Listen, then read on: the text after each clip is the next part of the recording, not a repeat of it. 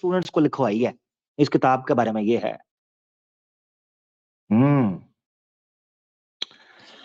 تو یہ حقیقت ہے جس کو ہمیں دیکھنا چاہیے، جس کو ہمیں پڑھنا چاہیے، اپنے علماء کو جاننا چاہیے. ایک کتاب ریکمینڈ یہاں کر دیتا ہوں، جن لوگوں کو شوق ہو کہ جن علماء نے قربانیاں دی ہیں ہم تک پیغام حق کو پہنچانے کے لیے، ان کا ذکر پڑھ سکیں، تو ایک کتاب ریکمینڈ کرتا ہوں ابو الحسن ندوی صاحب کی رحمت اللہ علیہ.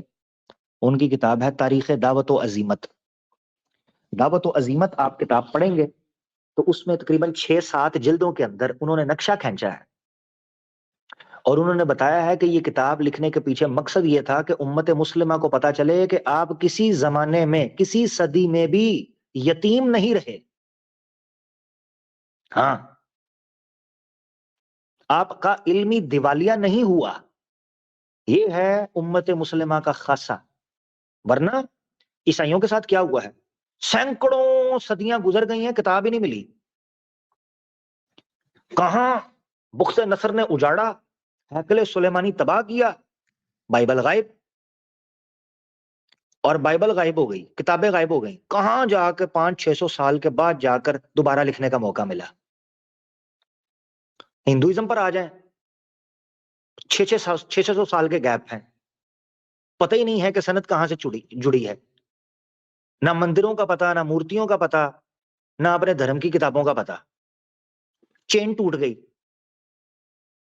اسی طرح جتنے دھرم ہیں آپ ان کو پڑھیں، آپ کو ان کی چین ٹوٹتی ہوئی دکھائی دے گی. اسلام کا خاصہ یہ ہے کہ اسلام کے علم کا جو بہاؤ تھا اس میں رکاوٹ پیدا نہیں ہوئی. یہ بڑا کمال تھا. اور ایک کے بعد ایک ہر صدی کے اندر اللہ نے ایسے لوگ پیدا کیے جنہوں نے اسلام کو دوبارہ اس کی بنیاد اور اس کو مفہوم کو دوبارہ اس طریقے سے جوڑ کر اگلے لوگوں تک پہنچایا. دوبارہ سے مراد یہ نہیں ہے کہ پیچھے غائب ہو چکا ہوا تھا. مقصد کہنے کا یہ ہے کہ جو پیچھے سے علم آیا تھا اس کو دوبارہ سمیٹ کر حفاظت کے ساتھ اگلی نسل کو پہنچایا، اور انہوں نے آگے پہنچایا. اس طریقے سے ہمارے پاس 14 صدیوں میں بڑے بڑے نام ایسے موجود ہیں جن کو ہم گن سکتے ہیں کہ جنہوں نے دین اسلام کی وہ خدمت کی ہے کہ صاف پتہ چلتا ہے کہ یہ انسانی اور بشری بس سے باہر کی ہے.